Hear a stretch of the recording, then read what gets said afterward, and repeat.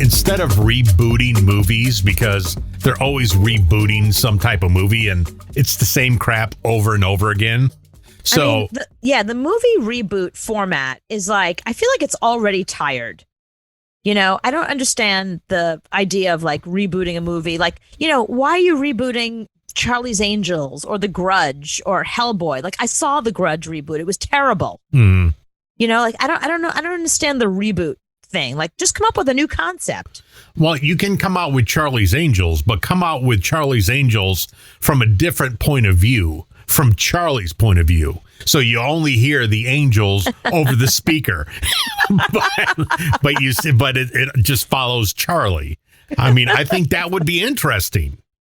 Right. Instead of a reboot, just give me like a new perspective. So what would you call it? You can't call it a reboot. It's a different point of view, a different POV than a whole movie being retold. It's just told from a different angle.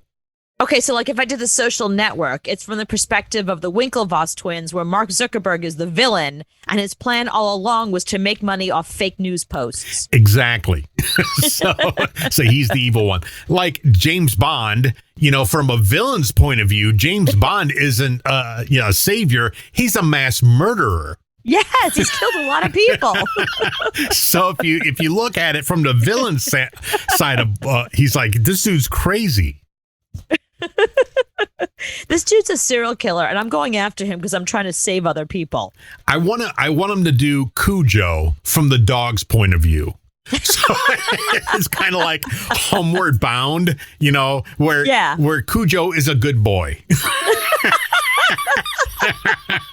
You know, people just keep messing with him. That's why he's so upset, is because there's mean people around him. He's not a bad dog. He's a good dog. or like A Nightmare on Elm Street from the perspective of Freddy Krueger, who's super conservative and very against premarital sex. So that's what drives him to kill. And he was just sitting at home by himself when people broke in and burned him. Exactly. They took him out of his home and then burned him. You could do Home Alone from the Wet Bandits' point of view. You know, so they're going to break into a house and just because they're broke, and then some kid just starts attacking them and marbles and right. Well, if you're going to do that, you got to do Toy Story from the perspective of Andy, who wakes up and all his toys are talking to him. So he goes to a therapist who diagnoses him with schizophrenia. Or when Andy keeps walking into a room, the toys are gone. Or they moved. So it's a horror movie. Or how about Back to the Future from the perspective of the DeLorean? I don't know why you keep going back and forth. I don't understand. Yeah, like what are they putting? What's this flux capacitor they've stuck in me?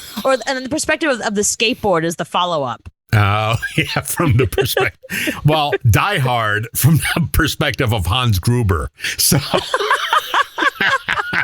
you know, here's this guy just starts attacking his men and killing them with machine guns. You know, Hans is just celebrating a Christmas party. That's all he's doing. Right, exactly. Or how about this? How about a double feature of Kramer versus Kramer and Marriage Story from the perspective of the lawyers?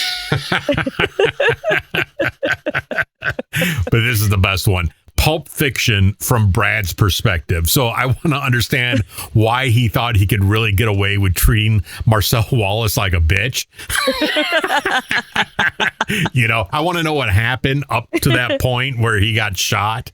And before he went to the Big Kahuna Burger, I want to know what happened. And also Batman through Alfred's perspective. So Alfred is just, you know, working at the house. He's cleaning up, and then there's no. How he gets to the house. I need like an origin story of Alfred. Like start with Alfred, how he became Alfred, and then go from like this guy who's suddenly like, I'm going to wear a costume. You're going to what? Yeah, and you're going to be the only one that knows. And then you find me bad guys. So it's all from his perspective. See, I would go see that.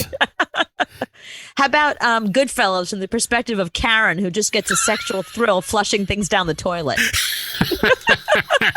Gets beat up by the neighbor, and then she gets married, and her husband's always cheating on her. He's never home, but she still believes in him. And just call it Karen. And then at the end, she demands to see the manager. Exactly. and won't wear a mask.